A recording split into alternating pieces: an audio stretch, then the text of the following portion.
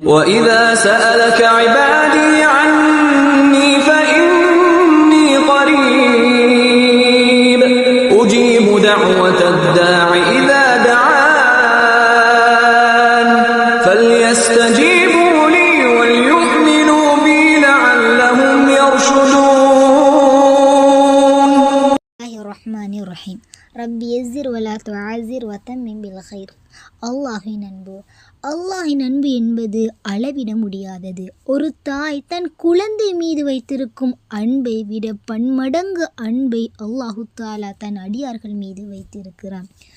وَإِذَا سَأَلَكَ عِبَادِي عَنِّي فَإِنِّي قَرِيبٌ. நபியே, என்னை பற்றி எனது அடியார்கள் உம்மிடம் கேட்டால் அதற்கு நீர் கூறும், நிச்சயமாக நான் அவர்களுக்கு மிக அருகிலேயே இருக்கின்றேன்.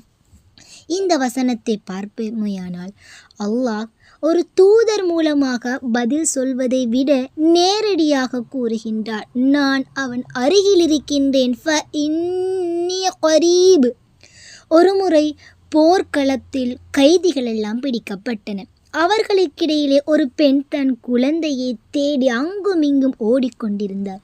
திடீரென கைதிகளிடையே ஒரு குழந்தையை கண்டதுடன் அதை அப்படியே அந்த பெண் தன் குழந்தையை வாரி அணைத்து தன் மார்போடு சேர்த்து கொண்டு பால் புகட்ட ஆரம்பித்தான்.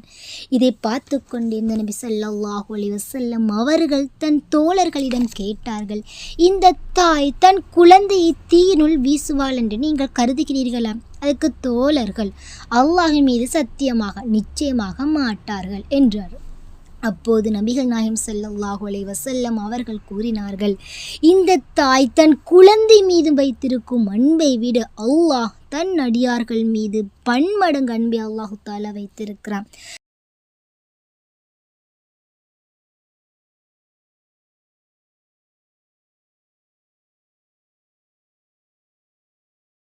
நாம் சிறுவயதில் கேள்விப்பட்டிருப்போம், வானத்தையும் பூமியை படைத்த அல்லாஹ் தனது அன்பை 100 பங்காக பிரித்து அவற்றில் ஒரு பங்கினை மாத்திரம் பூமியில் உலாவ விட்டான்.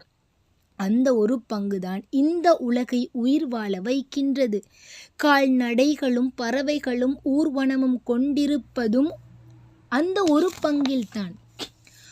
எத்தனை முறை நாம் தவறு செய்கின்றோம். கண்களாலும் காதுகளாலும் உள்ளத்தாலும் தவறு செய்கின்றோம். ஆனால் ஒரு முறை யா அல்லாஹ் யா அல்லாஹ் என்று அழைத்தான் அவன் தன்னை நெருங்கி வருகிறான்.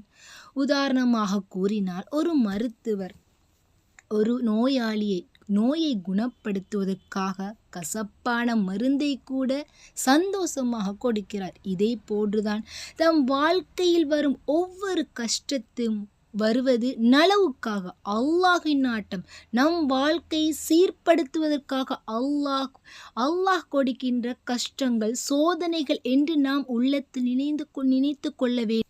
அல்லாஹ் ஒரு நாள் நாம் சுவாசிக்கின்ற காற்றை நிறுத்திவிட்டால் என்ன ஆகும்? நாம் அல்லாஹ்வின் அன்பை பெறுவதற்காக நம்மால் முடிந்தவரை நஃபிலான வணக்கங்களில் ஈடுபட வேண்டும். பிறருக்கு உதவி செய்ய வேண்டும்.